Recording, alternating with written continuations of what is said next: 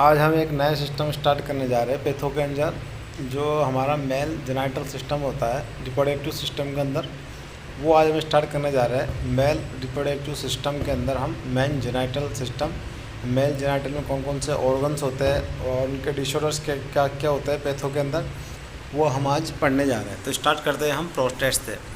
Prostatic gland आपने सुना होगा। प्रोस्टेटिक ग्लैंड जो यूरिथ्रा के पास होती है, नज़दीक में पाई जाती है प्रोस्टेटिक ग्लैंड। और वहाँ पर एक कॉमन डिसऑर्डर होता है जिसको हम बोलते हैं बीपीएच, बेनाइन हाइपरप्लास्टिक पीपीएच को बोलते हैं हम, जिसमें यूरिथ्रा की जो साइज़ है, प्रोस्टेटिक ग्लैंड है, उसकी साइज़ बढ़ जाती है, जिसको हम बोलते हैं बेनाइन हाइपरप्लेसिया बोलते हैं, प्रोस्टेटिक हाइपरप्लेसिया, बीपीएच इसको बोलता है। तो नॉर्मल स्ट्रक्चर की बात की जाएगा प्रोस्टेट की, तो it is a glandular organ and located close to the male urethra. ये एक ग्लैंडुलर ऑर्गन है जो यूरिथ्रा है आपका, यूरिथ्रा के पास जस्ट पाया जाता है। और एनाटॉमिकली अगर इसकी लोकेशन की बात की जाए या इसके लूप की बात की जाए तो इसके अंदर दो प्रकार की लूप होती है, दो लेटरल और एक जो मीडियल लूप होती है। इसमें कॉमन डिसऑर्डर की बात की जाए अगर प्रोस्टेट की, पहला आता है इन्फ्लामेशन होने के कारण प्रोस्टेटिक डिसऑर्डर हो सकता है। दूसरा हाइपरप्लेसिया, इसकी साइज बढ़ने के कारण हो सकता है। तीसरा, इसके अंदर अगर ट्यूमर हो रहा है तो वो डिसऑर्डर कोज कर सकता है प्रोस्टेटिक ग्लैंड का। फर्स्ट इसके अंदर आता है इन्फ्लामेशन, जो कि क्रोनिक और एक्यूट दोनों हो सकता है। हाइपरप्लेसिया में का मतलब होता है इनकी साइज ऑफ ऑर्गन की साइज का बढ़ना, हाइपरप्लेसिया कहलाता है। और ट्यूमर हो सकता है यहाँ पर। ये तीनों डिसऑर्डर मिलकर प्रोस्टेटिक डिसऑर्डर कोज कर सकता है। ये तीनों फैक्टर मिल गया। इटियोलॉजिकल फैक्टर की बात की जाए तो कौन कौन से इटियोलॉजिकल फैक्टर है जो आपकी बॉडी के अंदर प्रोस्टेटिक डिसऑर्डर कर सकते हैं। तो फर्स्ट की हम बात करते हैं इटियोलॉजिकल अंदर advance age. This is decline in the level of androgen hormone with the compensatory increase in the level of estrogen which lead to hyperplasia of the glandular cell, and these cause include inflammation condition of the prostate।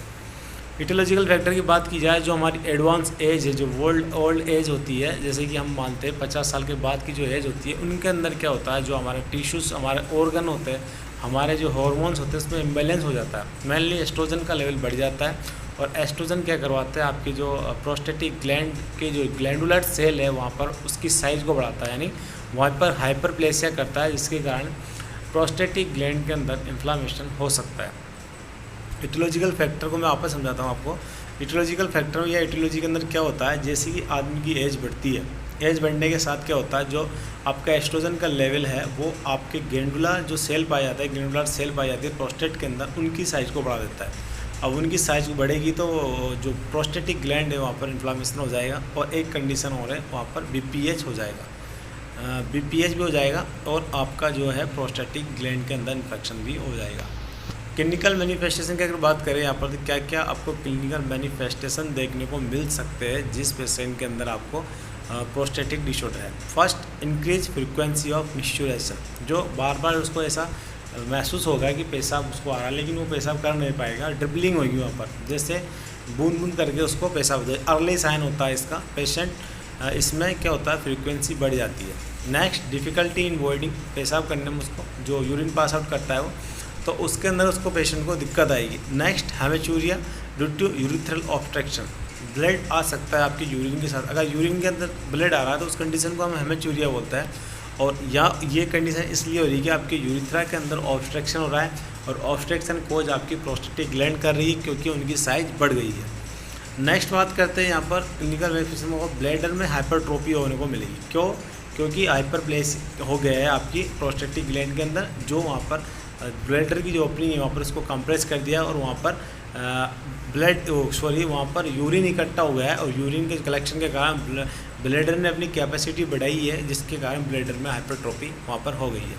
Next, inflammation in the urinary bladder, जिसको हम बोलते हैं cystitis.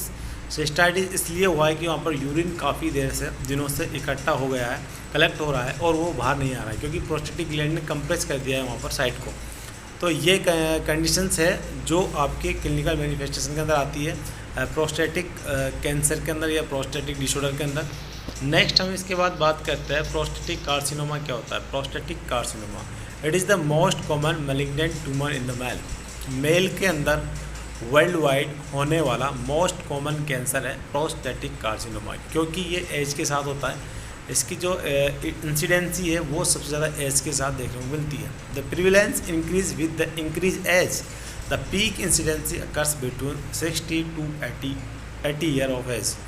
सबसे ज़्यादा जो आपको prostatic cancer जो देखने को मिलता है वो आपको देखने को मिलता है ओल्ड एज के अंदर, और जो सबसे ज़्यादा पीक देखने को मिलेगा आपको वो देखने को मिलेगा 60 से 80 साल की एज पे आपको देखने को मिलेगा।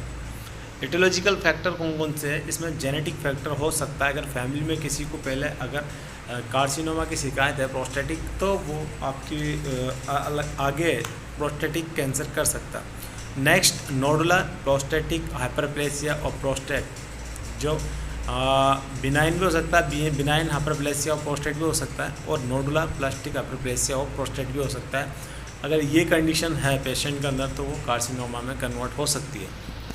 पैथोलॉजी की बात करें, पैथोफिजियोलॉजी की, gross structure of the prostate is enlargement and the tumour is located in the pre partial joint of the prostate. The constitute of the tumour is also hard.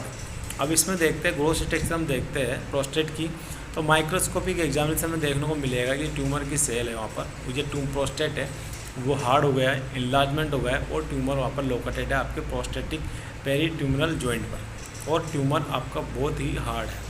Next adenocarcinoma, most common carcinoma form in the prostate. Adenocarcinoma most common carcinoma है जो आपको prostate के अंदर देखने को मिलेगा।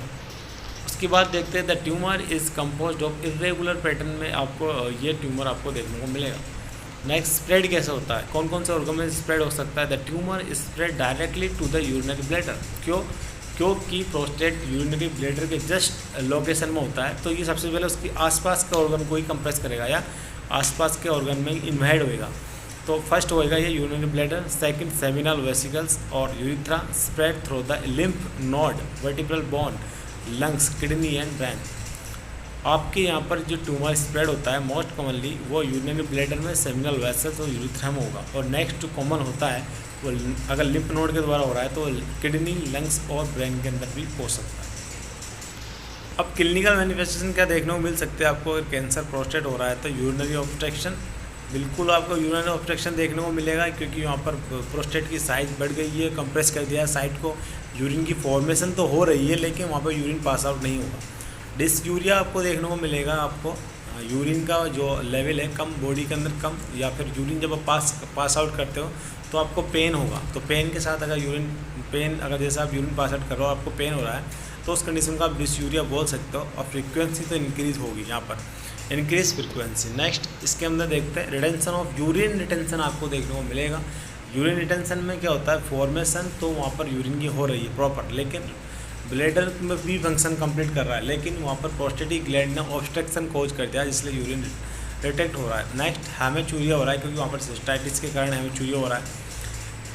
इन few patient present with severe bone pain due to vertebral metastatic, क्योंकि vertebra के अंदर मेटास्टेटिस हो जाता है। अब मेटास्टेटिस होता है 4 स्टेज ऑफ कैंसर की 4 स्टेज के अंदर आपको मेटास्टेटिस देखने को मिलेगा, और इसी कारण से पेशेंट के अंदर आपको सीवियर बोन पेन देखने को मिलेगा, क्योंकि मेटास्टेटिस क्या हुआ है? वर्टिब्रा के अंदर हुआ है, और वर्टिब्रा के अंदर का मेटास्टेटिस हुआ तो वहाँ पर आपको सीवियर बोन पेन देखने को मिल सकता है। तो ये हमारा था आज का टॉपिक, प्रोस्टेटिक कार्सिनोमा और प्रोस्टेटिक ग्लैंड के डिसऑर्डर।